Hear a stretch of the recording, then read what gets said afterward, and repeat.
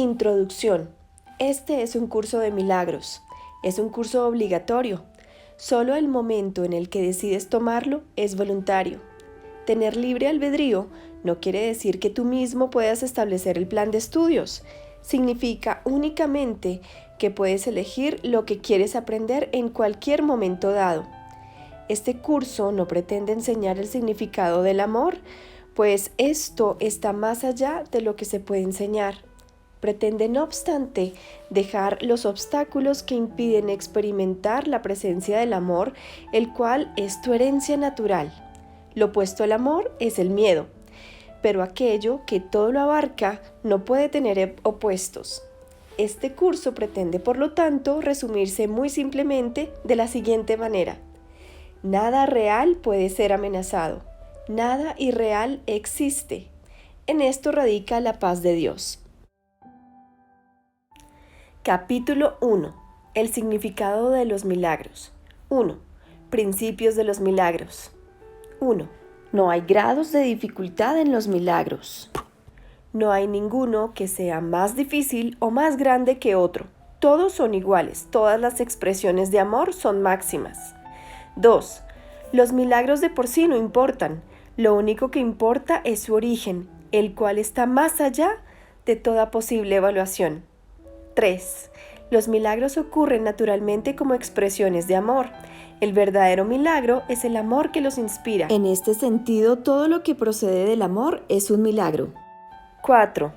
Todos los milagros significan vida, y Dios es el dador de vida. Su voz te guiará muy concretamente, se te dirá todo lo que necesites saber. 5. Los milagros son hábitos y deben ser involuntarios. No deben controlarse conscientemente. Los milagros seleccionados conscientemente pueden proceder de un falso asesoramiento. 6. Los milagros son naturales. Cuando no ocurren es que algo anda mal. 7. Todo el mundo tiene derecho a los milagros, pero antes es necesaria una purificación. 8. Los milagros curan porque suplen una falta. Los obran aquellos que temporalmente tienen más para aquellos que temporalmente tienen menos. 9. Los milagros son una especie de intercambio, como toda expresión de amor, que en el auténtico sentido de la palabra es siempre milagrosa. Dicho intercambio invierte las leyes físicas. Brindan más amor tanto al que da como al que recibe. 10. Cuando se obran milagros con vistas a hacer de ellos un espectáculo para atraer creyentes, es que no se ha comprendido su propósito. 11. La oración es el vehículo de los milagros. Es el medio de comunicación entre lo creado y el creador.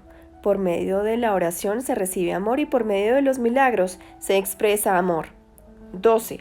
Los milagros son pensamientos. Los pensamientos pueden representar el nivel inferior o corporal de experiencia o el nivel superior o espiritual de experiencia. Uno de ellos da lugar a lo físico y el otro crea lo espiritual. 13. Los milagros son a la vez comienzos y finales y así alteran el orden temporal. Son siempre afirmaciones de renacimiento que parecen retroceder, pero que en realidad van hacia adelante, cancelan el pasado en el presente y así liberan el futuro. 14. Los milagros dan fe de la verdad, son convincentes porque proceden de la convicción. Sin convicción, degeneran en magia, que es insensata y por lo tanto destructiva, o más bien, el uso no creativo de la mente. 15.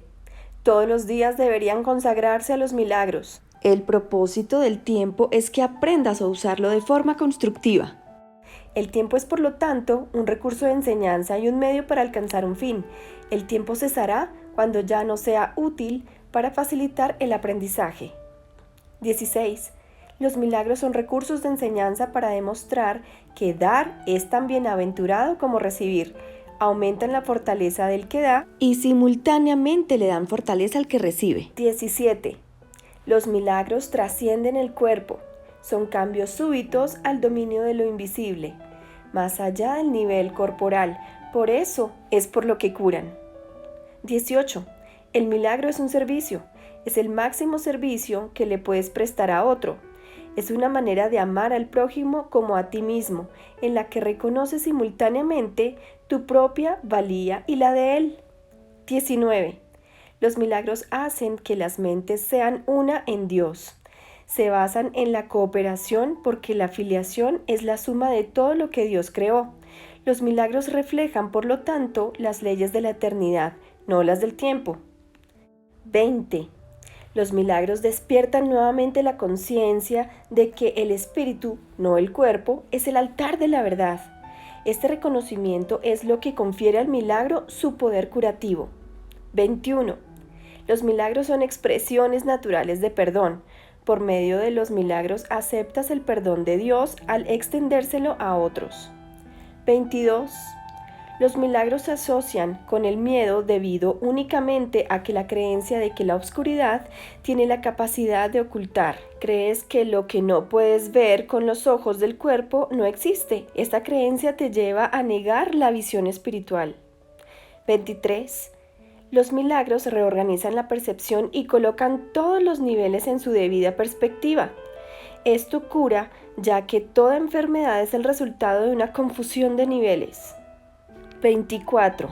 Los milagros te capacitan para curar a los enfermos y resucitar a los muertos, porque tanto la enfermedad como la muerte son invenciones tuyas y por lo tanto las puedes abolir.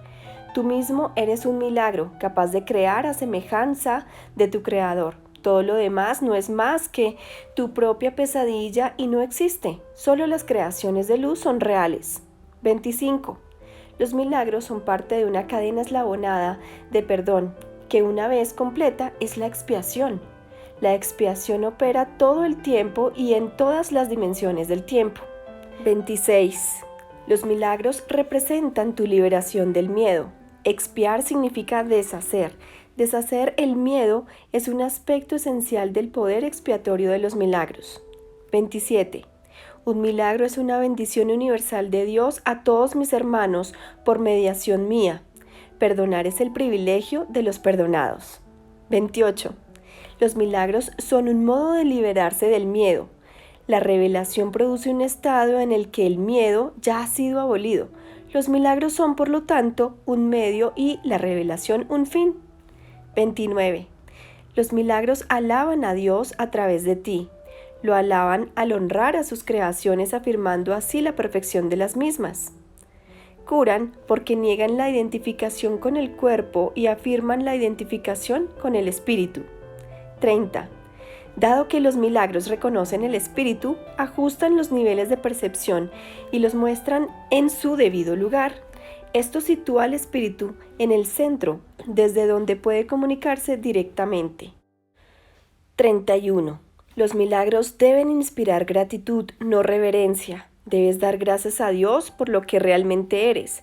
Los hijos de Dios son santos, y los milagros honran su santidad, que ellos pueden ocultar, mas nunca perder. 32. Yo inspiro todos los milagros que en realidad son intercesiones. Interceden en favor de tu santidad y santifican tus percepciones. Al ubicarte más allá de las leyes físicas, te elevan a la esfera del orden celestial. En ese orden, tú eres perfecto. 33. Los milagros te honran porque eres digno de ser amado. Desvanecen las ilusiones que albergas acerca de ti mismo y perciben la luz en ti. De esta forma, al liberarte de tus pesadillas, expían tus errores. Al liberar a tu mente de la prisión de tus ilusiones, te restauran la cordura. 34. Los milagros le devuelven a la mente su llenura. Al expiar su sensación de carencia, establecen perfecta protección. La fortaleza del espíritu no da cabida a intromisiones. 35. Los milagros son expresiones de amor, pero puede que no siempre tengan efectos observables. 36. Los milagros son ejemplos de recto pensar que armonizan tus percepciones con la verdad tal como Dios la creó. 37. Un milagro es una corrección que yo introduzco en el pensamiento falso. Actúa como un catalizador disolviendo la percepción errónea y reorganizándola debidamente. Esto te coloca bajo el principio de la expiación, donde la percepción sana. Hasta que esto no ocurra, no podrás conocer el orden divino. 38. El Espíritu Santo es el mecanismo de los milagros. Él reconoce las creaciones de Dios así como tus ilusiones. Separa lo verdadero de lo falso mediante su capacidad para percibir totalmente en vez de selectivamente. 39. El milagro elimina el error porque el Espíritu Santo lo identifica como falso o irreal. Esto es lo mismo que decir que al percibirse la luz, la oscuridad desaparece automáticamente. 40. El milagro reconoce que todo el mundo es tu hermano, así como mi hermano también. Es una manera de percibir la marca universal de Dios.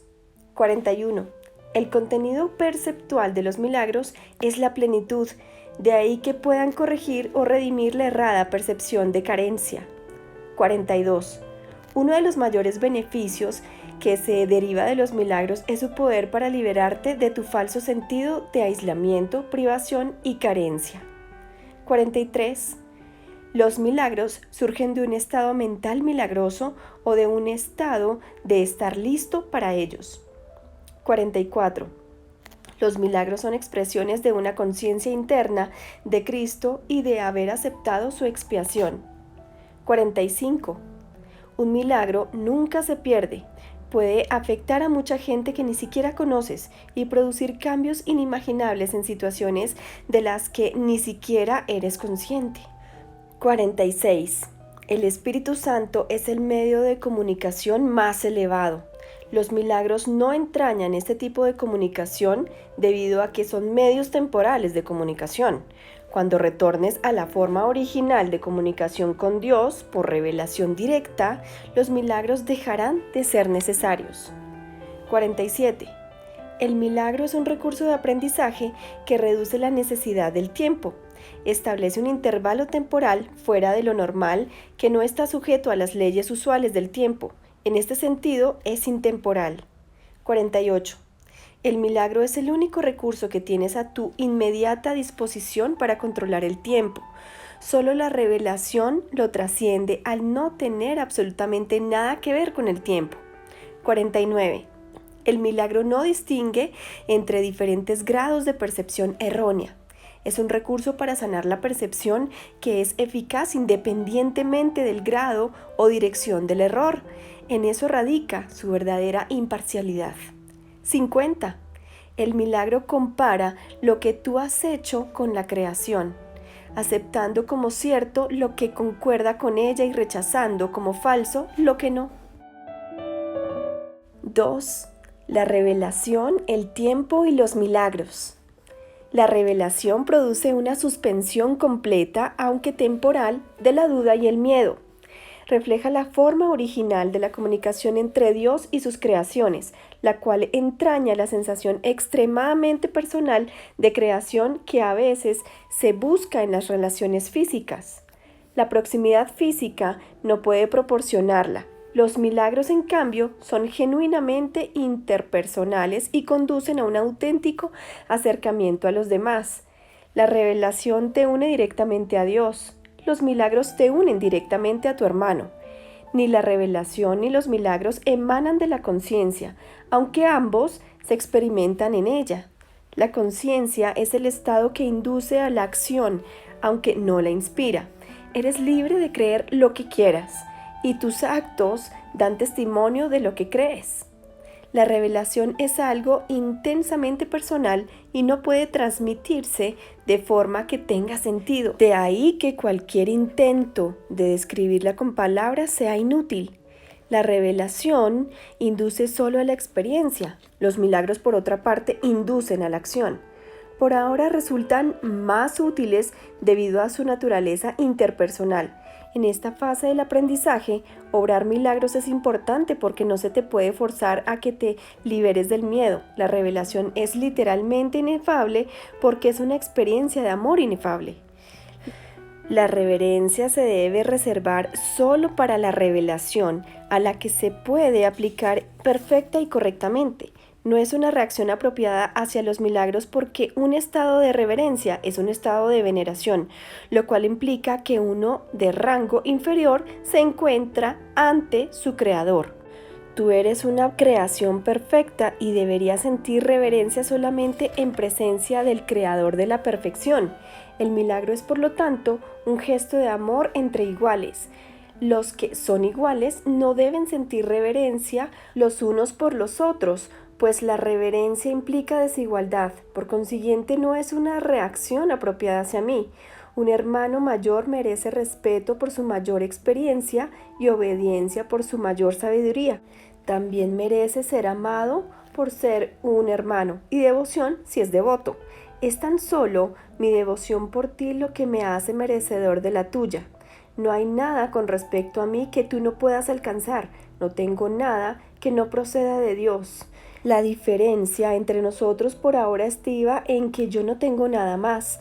Esto me coloca en un estado que en ti es solo latente. Nadie viene al Padre sino por mí. No significa que yo esté en modo alguno separado de ti o que sea diferente excepto en el tiempo, y el tiempo no existe realmente. La afirmación tiene más sentido desde el punto de vista de un eje vertical que de un horizontal. Tú estás debajo de mí y yo estoy debajo de Dios. En el proceso de la ascensión, yo estoy más arriba porque sin mí la distancia entre Dios y el hombre sería demasiado grande para que tú la pudieses salvar. Yo salvo esa distancia por ser tu hermano mayor por un lado y por el otro por ser un hijo de Dios. La devoción que les profeso a mis hermanos es lo que me ha puesto a cargo de la filiación, que completo porque formo parte de ella.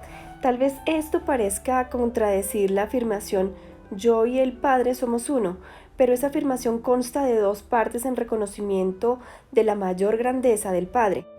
Las revelaciones son indirectamente inspiradas por mí debido a mi proximidad al Espíritu Santo y a que me mantengo alerta para cuando mis hermanos estén listos para recibir la revelación. De esta manera puedo obtener para ellos más de lo que ellos podrían obtener para sí mismos. El Espíritu Santo es el mediador entre la comunicación superior y la inferior y mantiene abierto para la revelación el canal directo de Dios hacia ti. La revelación no es recíproca, procede de Dios hacia ti, pero no de ti hacia Dios. El milagro reduce al mínimo la necesidad del tiempo. En el plano longitudinal u horizontal, el reconocimiento de la igualdad de los miembros de la afiliación parece requerir un tiempo casi interminable. El milagro, no obstante, entraña un cambio súbito de la percepción horizontal a la vertical. Esto introduce un intervalo del cual tanto el que da como el que recibe emergen mucho más adelantados en el tiempo de lo que habrían estado de otra manera. El milagro, pues, tiene la propiedad única de abolir el tiempo en la medida en que hace necesario el intervalo del tiempo que abarca. No existe relación alguna entre el tiempo que un milagro tarda en llevarse a cabo y el tiempo que abarca. El milagro sustituye a un aprendizaje que podría haber durado miles de años.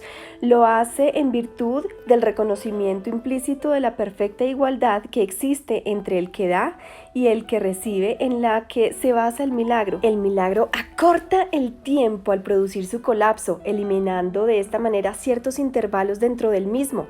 Hace esto, no obstante, dentro de la secuencia temporal más amplia. 3. La expiación y los milagros. Yo estoy a cargo del proceso de expiación que emprendí para darle comienzo. Cuando le ofreces un milagro a cualquiera de mis hermanos, te lo ofreces a ti mismo y me lo ofreces a mí. La razón por la que te la ofreces a ti mismo primero es porque yo no necesito milagros para mi propia expiación, pero estoy detrás de ti por si fracasas temporalmente. Mi papel en la expiación es cancelar todos los errores que de otro modo tú no podrías corregir. Cuando se te hayan restituido la conciencia en tu estado original, pasarás naturalmente a formar parte de la expiación. A medida que compartas conmigo mi renuencia a aceptar error alguno en ti o en los demás, te unirás a la gran cruzada para corregirlos. Escucha mi voz, aprende a deshacerlos y haz todo lo necesario por corregirlos. Tienes el poder de obrar milagros. Yo proveeré las oportunidades para obrarlos, pero tú debes estar listo y dispuesto. El obrarlos trae consigo convicción en la capacidad, ya que la convicción llega con el logro. La capacidad es el potencial, el lograrlos es su expresión y la expiación, la profesión natural de los hijos de Dios, es el propósito. El cielo y la tierra pasarán significa que no continuarán existiendo como estados separados. Mi palabra, que es la resurrección y la vida, no pasará porque la vida es eterna. Tú eres la obra de Dios y su obra es totalmente digna de amor y totalmente amorosa. Así es como el hombre debería pensar de sí mismo en su corazón, pues eso es lo que realmente es. Los perdonados son el medio de la expiación. Al estar infundidos por el Espíritu, perdonan a su vez. Aquellos que han sido liberados deben unirse para liberar a sus hermanos, pues este es el plan de la expiación. Los milagros son el medio a través del cual las mentes que sirven al Espíritu Santo se unen a mí para la salvación o liberación de todas las creaciones de Dios. Yo soy el único que puede obrar milagros imparcialmente porque yo soy la expiación. Tú tienes un papel en la expiación que yo te dictaré. Pregúntame qué milagros debes llevar a cabo. Ello te ahorrará esfuerzos innecesarios porque estarás actuando bajo comunicación directa. La naturaleza impersonal del milagro es una característica esencial del mismo, ya que me permite dirigir su aplicación y bajo mi dirección los milagros conducen a la experiencia altamente personal de la revelación. Un guía no controla, pero sí dirige, dejando a tu discreción el que le sigas o no. No nos dejes caer en la tentación significa, reconoce tus errores y elige abandonarlos siguiendo mi dirección. El error no puede amenazar realmente a la verdad, la cual siempre puede resistirlo. En realidad, solo el error es vulnerable. Eres libre de establecer tu reino donde mejor te parezca, pero no puedes sino elegir acertadamente si recuerdas esto. El espíritu está eternamente en estado de gracia. Tu realidad es únicamente espíritu, por lo tanto, estás eternamente en estado de gracia. Desde este punto de vista, la expiación deshace todos los errores y de esta forma extirpa las raíces del temor. Cada vez que experimentas las palabras tranquilizadoras de Dios como una amenaza, es siempre porque estás defendiendo una lealtad mal situada o desencaminada. Al proyectar esto sobre otros, los aprisionas, pero solo en la medida en que refuerzas los errores que ellos ya han cometido. Esto los hace vulnerables a las distorsiones de los demás, ya que la percepción que tienen de sí mismos está distorsionada. El que obra milagros tan solo puede bendecirlos, lo cual desvanece sus distorsiones y los libera de su prisión. Respondes a lo que percibes, y tal como percibes, así te comportarás. La regla de oro te pide que te comportes con los demás como tú quisieras que ellos se comportasen contigo. Esto significa que tanto la percepción que tienes de ti mismo como la que tienes de ellos debe ser fidedigna. La regla de oro es la norma del comportamiento apropiado. Tú no puedes comportarte de la manera apropiada a menos que percibas correctamente, dado que tú y tu prójimo sois miembros de una misma familia en la que gozáis de igual rango. Tal como te percibes a ti mismo y tal como lo percibas a él, así te comportarás contigo mismo y con él. Debes mirar desde la percepción de tu propia santidad a la santidad de los demás. Los milagros se dan en la mente que está lista para ellos. Dicha mente, al estar unida, se extiende a todos, aun cuando el que obra milagros no se dé cuenta de ello. La naturaleza impersonal del milagro se debe a que la expiación en sí es una, lo cual une todo lo creado con su creador, como expresión de lo que verdaderamente eres. El milagro sitúa a la mente en un estado de gracia. La mente entonces, naturalmente, da la bienvenida tanto al huésped interno como al desconocido externo. Al invitar adentro al desconocido, éste se convierte en tu hermano. El hecho de que el milagro pueda tener efectos en tus hermanos de los que ni siquiera eres consciente no debe preocuparte. El milagro siempre te bendecirá. Los milagros que no se te ha pedido que hagas no dejan de tener valor. Siguen siendo expresiones de tu estado de gracia, pero dado mi absoluto conocimiento del plan en su totalidad, yo debo controlar su ejecución. La naturaleza impersonal de la mentalidad milagrosa asegura tu gracia, pero solo yo estoy en posición de saber dónde pueden concederse. Los milagros son selectivos únicamente en el sentido de que se canalizan hacia aquellos que los puedan usar en beneficio propio, puesto que esto hace que sea inevitable el que los extiendan a otros, se suelda una fuerte cadena de expiación. Esta selectividad, sin embargo, no toma en cuenta la magnitud del milagro mismo, ya que el concepto del tamaño existe en un plano que de por sí es irreal, dado que el milagro tiene como objeto restablecer la conciencia de la realidad. No sería eficaz si estuviese limitado por las leyes que gobiernan el error que tiene como objeto corregir. 4. ¿Cómo escapar de la oscuridad? Escapar de la oscuridad comprende 2 etapas. Primera, el reconocimiento de que la oscuridad no puede ocultar nada. Este paso generalmente da miedo. Segunda, el reconocimiento de que no hay nada que desees ocultar aunque pudieses hacerlo. Este paso te libera del miedo. Cuando ya no estés dispuesto a ocultar nada, no solo estarás dispuesto a entrar en comunión, sino que entenderás también lo que es la dicha y la paz. La oscuridad, de hecho, jamás puede ocultar a la santidad, pero tú puedes engañarte a ti mismo al respecto. Este engaño te hace temer porque te das cuenta en tu corazón de que es un engaño y realizas enormes esfuerzos por establecer su realidad. El milagro sitúa la realidad en el lugar que le corresponde. A la realidad le corresponde estar únicamente en el espíritu, y el milagro reconoce únicamente la verdad. De este modo desvanece las ilusiones que albergas con respecto a ti mismo y te pone en comunión contigo mismo y con Dios. El milagro se une a la expiación al poner a la mente el servicio del Espíritu Santo. Así se restablece la verdadera función de la mente y se corrigen sus errores, que son simplemente una falta de amor. Tu mente puede estar poseída por ilusiones, pero el espíritu es eternamente libre. Si una mente percibe sin amor, percibe tan solo un armazón vacío y no se da cuenta del espíritu que mora adentro. Pero la expiación restituye el espíritu al lugar que le corresponde. La mente que sirve al espíritu es invulnerable. La oscuridad es la falta de luz de la misma manera en que el pecado es falta de amor. No tienen cualidades únicas propias. Es un ejemplo de la creencia en la escasez de la cual solo se pueden derivar errores. La verdad es siempre abundante. Los que perciben y reconocen que lo tienen todo no tienen necesidades de ninguna clase. El propósito de la expiación es devolvértelo todo, o más bien devolvérselo a tu conciencia. Se te dio todo cuando fuiste creado, exactamente como se les dio a todos los demás. El vacío que el miedo engendra tiene que ser sustituido por el perdón. Eso es lo que la Biblia quiere decir con ya no habrá muerte, y por lo que yo pude demostrar que la muerte no existe. Vine a dar cumplimiento a la ley al reinterpretarla. La ley en sí, si se entiende correctamente, solo ofrece protección. Son los que aún no han cambiado su manera de pensar quienes han introducido en la ley la idea de las llamas del infierno.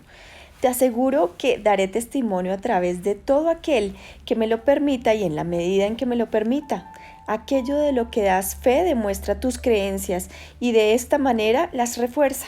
Aquellos que dan testimonio de mí están expresando por medio de los milagros que obran que han dejado de creer en la carencia en favor de la abundancia que han aprendido les pertenece. 5. Plenitud y espíritu. El milagro es en gran medida como el cuerpo, en el sentido de que ambos son recursos de aprendizaje para facilitar un estado en el que finalmente se hacen innecesarios. Cuando se alcanza el estado original de comunicación directa con el espíritu, ni el cuerpo ni el milagro tienen objeto alguno. Pero mientras creas que estás en un cuerpo, puedes elegir entre canales de expresión sin amor o canales de expresión milagrosos. Puedes fabricar un armazón vacío, pero es imposible que no puedas expresar nada en absoluto. Puedes esperar, demorarte, paralizarte o reducir tu creatividad a casi nada, pero no puedes abolirla. Puedes destruir tu medio de comunicación, pero no tu potencial. Tú no te creaste a ti mismo. La decisión básica del que se ha decidido por el camino de los milagros es no esperar en el tiempo más de lo necesario. El tiempo puede causar deterioro y también puede desperdiciarse. El que obra milagros, por lo tanto, acepta gustosamente el factor del control del tiempo. Reconoce que cada colapso de tiempo nos acerca más a todos al punto en el que finalmente nos podemos liberar de él y en el que el Hijo y el Padre son uno. Igualdad no quiere decir igualdad ahora. Cuando cada cual reconozca que lo tiene todo, las aportaciones individuales a la filiación dejarán de ser necesarias. Cuando la expiación se haya completado, todos los hijos de Dios compartirán todas sus aptitudes. Dios es imparcial. Todos sus hijos disponen de todo su amor y Él da todos sus dones libremente a todos por igual, excepto que os volváis como niños pequeños. Significa que a menos que reconozcas plenamente tu completa dependencia de Dios, no podrás reconocer el poder real del Hijo en su verdadera relación con el Padre. El que los hijos de Dios sean especiales no procede de una condición de exclusión, sino de una de inclusión. Todos mis hermanos son especiales. Si creen estar privados de algo, su percepción se distorsiona. Cuando esto ocurre, toda la familia de Dios, la filiación, sufre un deterioro en sus relaciones. En última instancia, todo miembro de la familia de Dios tiene que retornar. El milagro le llama a retornar porque le bendice y le honra, aun cuando esté ausente en espíritu. De Dios no se hace burla. No es una amenaza, sino una garantía. Dios habría sido burlado si alguna de sus creaciones careciese de santidad. La creación es plena y la señal de la plenitud es la santidad. Los milagros son afirmaciones de filiación, que es un estado de compleción y abundancia. Todo lo que es verdadero es eterno y no puede cambiar ni ser cambiado. El espíritu es, por lo tanto, inalterable porque ya es perfecto, pero la mente puede elegir a quién desea servir. El único límite en su elección es que no puede servir a dos amos. La mente, si así lo elige, puede convertirse en el medio a través del cual el espíritu crea en conformidad con su propia creación.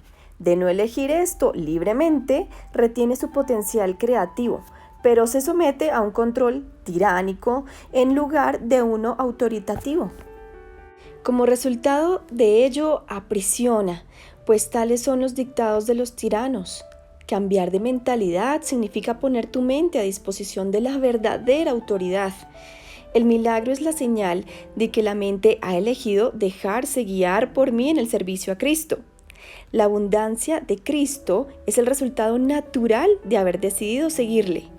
Hay que arrancar todas las raíces que están a flor de tierra porque no son lo suficientemente profundas como para prestarte apoyo. La ilusión de que las raíces superficiales pueden arraigarse más y así prestarte apoyo es una de las distorsiones en las que se basa lo opuesto a la regla de oro. A medida que se abandonan esos falsos puntales, se experimenta temporalmente cierta inestabilidad en el equilibrio. Sin embargo, no hay nada más inestable que una orientación invertida, y nada que la mantenga invertida puede conducir a una mayor estabilidad. 6. La ilusión de las necesidades. ¿Tú qué quieres? La paz solo la puedes encontrar perdonando completamente. Nadie aprende a menos que quiera aprender y crea que de alguna manera lo necesita.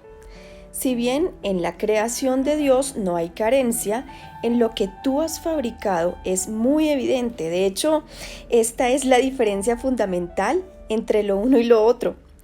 La idea de carencia implica que crees que estarías mejor en un estado que de alguna manera fuese diferente de aquel en el que ahora te encuentras. Antes de la separación, que es lo que significa la caída, no se carecía de nada. No había necesidades de ninguna clase. Las necesidades surgen debido únicamente a que tú te privas a ti mismo. Actúas de acuerdo con el orden particular de necesidades que tú mismo estableces. Esto a su vez depende de la percepción que tienes de lo que eres. La única carencia que realmente necesitas corregir es tu sensación de estar separado de Dios. Esa sensación de separación jamás habría surgido si no hubieses distorsionado tu percepción de la verdad, percibiéndote así a ti mismo como alguien necesitado. La idea de un orden de necesidades surgió porque al haber cometido ese error fundamental, ya te habías fragmentado en niveles que comportan diferentes necesidades. A medida que te vas integrando, te vuelves uno y tus necesidades, por ende, se vuelven una. Cuando las necesidades se unifican, suscitan una acción unificada porque ello elimina todo conflicto. La idea de un orden de necesidades que proviene del error original de que uno puede estar separado de Dios requiere corrección en su propio nivel antes de que pueda corregirse el error de percibir niveles. No te puedes comportar con eficacia mientras operes en diferentes niveles. Sin embargo, mientras lo hagas, la corrección debe proceder verticalmente, desde abajo hacia arriba. Esto es así porque crees que vives en un espacio donde conceptos como arriba y abajo tienen sentido. En última instancia, ni el espacio ni el tiempo tienen ningún sentido, ambos son meramente creencias. El verdadero propósito de este mundo es usarlo para corregir tu incredulidad. Nunca podrás controlar por ti mismo los efectos del miedo porque el miedo es tu propia invención y no puedes sino creer en lo que has inventado. En actitud, pues, aunque no en contenido, eres como tu creador, quien tiene perfecta fe en sus creaciones porque él las creó. Creer en algo produce la aceptación de su existencia. Por eso puedes creer lo que nadie más piensa que es verdad. Para ti es verdad porque tú lo fabricaste. Todos los aspectos del miedo son falsos, porque no existen en el nivel creativo y por lo tanto no existen en absoluto. En la medida en que estés dispuesto a someter tus creencias a esta prueba, en esa misma medida quedarán corregidas tus percepciones. En el proceso de separar lo falso de lo verdadero, el milagro procede de acuerdo con lo siguiente. El amor perfecto expulsa el miedo. Si hay miedo, es que no hay amor perfecto. Mas solo el amor perfecto existe. Si hay miedo, este produce un estado que no existe. Cree esto y serás libre. Solo Dios puede establecer esta solución y esta fe es su don. 7. Las distorsiones de los impulsos milagrosos. Tus percepciones distorsionadas producen una densa envoltura alrededor de los impulsos milagrosos, dificultándoles el que lleguen a tu conciencia. La confusión de los impulsos milagrosos con los impulsos físicos es una de las distorsiones básicas de la percepción. Los impulsos físicos son impulsos milagrosos mal canalizados. Todo placer real procede de hacer la voluntad de Dios. Esto es así porque no hacer su voluntad es una negación del ser. La negación del ser da lugar a las ilusiones, mientras que la corrección del error nos libera del mismo. No te engañes a ti mismo creyendo que puedes relacionarte en paz con Dios o con tus hermanos a través de algo externo. Criatura de Dios, fuiste creado para crear lo bueno, lo hermoso y lo santo. No te olvides de eso. El amor de Dios, por un breve periodo de tiempo, todavía tiene que expresarse de un cuerpo a otro, ya que la visión es aún muy tenue. El mejor uso que puedes hacer del cuerpo es utilizarlo para que te ayude a ampliar tu percepción, de forma que puedas alcanzar la verdadera visión de la que el ojo físico es incapaz. Aprender a hacer esto es la única utilidad real del cuerpo. Las fantasías son una forma distorsionada de visión. Todas ellas, no importa de qué clase sean, son distorsiones, ya que siempre tergiversan la percepción hasta convertirla en algo irreal. Los actos que proceden de distorsiones son literalmente las reacciones de aquellos que no saben lo que hacen. Las fantasías son un intento de controlar la realidad de acuerdo con necesidades falsas. Si deformas la realidad de cualquier forma, que sea, estás percibiendo destructivamente. Las fantasías son un medio para hacer asociaciones falsas y tratar de derivar placer de ellas. Mas si bien puedes percibir asociaciones falsas, nunca podrás hacerlas reales excepto para ti. Crees en lo que inventas. De igual modo, si ofreces milagros, creerás en ellos con igual intensidad. La fuerza de tu convicción sostendrá entonces la creencia del que reciba el milagro. Las fantasías se vuelven totalmente innecesarias cuando la naturaleza completamente satisfactoria de la realidad se vuelve evidente tanto para el dador como para el receptor. La realidad se pierde por usurpación, lo cual produce tiranía. Mientras quede un solo esclavo caminando sobre la faz de la tierra, tu liberación no será total. La única meta del que se ha decidido por el camino de los milagros es restaurar completamente la filiación. Este es un curso de entrenamiento mental. Todo aprendizaje requiere atención y estudio en algún nivel.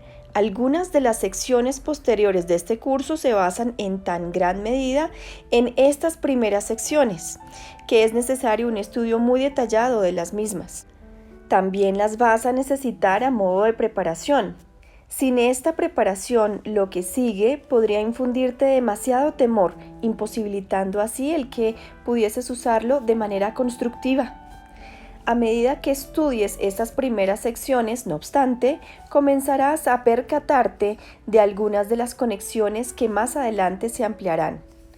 Se necesitan sólidos cimientos debido a la confusión que hay entre el miedo y la reverencia, a la que ya hice referencia anteriormente y en la cual incurrimos con frecuencia. Dije que la reverencia no es apropiada en conexión con los hijos de Dios porque no deberías experimentar reverencia en presencia de tus semejantes. No obstante, puse de relieve asimismo que la reverencia es apropiada en presencia de tu Creador. He tenido mucho cuidado al clarificar mi papel en la expiación sin añadirle ni restarle importancia. Estoy tratando también de hacer lo mismo con el tuyo.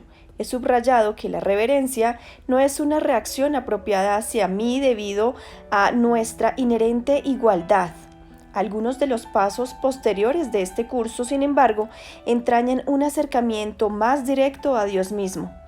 No sería prudente iniciar esos pasos sin una preparación cuidadosa, pues de lo contrario la reverencia se confundiría con el miedo y la experiencia acabaría siendo más traumática que la beatífica. La curación, en última instancia, procede de Dios. Se te están explicando cuidadosamente los medios. La revelación puede de vez en cuando revelarte cuál es el fin, pero para alcanzarlo, los medios son necesarios.